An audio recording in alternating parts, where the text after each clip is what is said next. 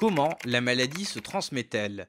Ebola est une zoonose, c'est-à-dire une infection animale transmissible à l'homme. L'espèce à l'origine de la contamination humaine n'a pas été complètement identifiée. Si des singes ont pu contaminer l'homme, des chauves-souris frugivores seraient les réservoirs naturels du virus. Ebola passerait ainsi à l'homme directement à partir des chauves-souris ou indirectement par l'intermédiaire d'un autre animal. Dans les deux cas, le mode de transmission à l'homme se fait par contact direct avec des organes ou des liquides biologiques d'animaux infectés. C'est le cas lorsque l'homme manipule des animaux retrouvés malades ou morts en forêt, ou lorsqu'il consomme de la viande de brousse. Après l'infection, le virus se développe durant 2 à 21 jours, en moyenne 8, avant que les premiers symptômes ne se manifestent.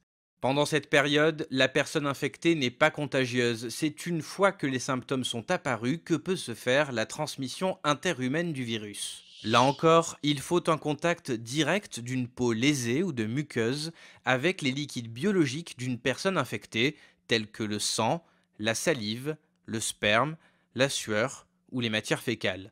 L'infection peut également passer par l'intermédiaire d'un objet infecté, une seringue par exemple.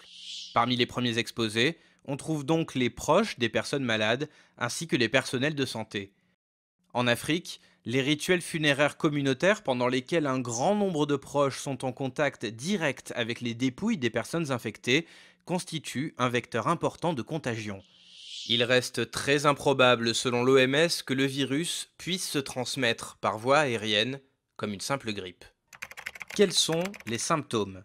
Une fois passée la période d'incubation, la maladie se manifeste avec des fortes fièvres, une faiblesse intense, des douleurs articulaires et musculaires, des maux de tête et une irritation de la gorge. Ces symptômes sont rapidement suivis de vomissements, de diarrhée, d'éruptions cutanées, d'une insuffisance rénale et dans certains cas d'hémorragies internes et externes.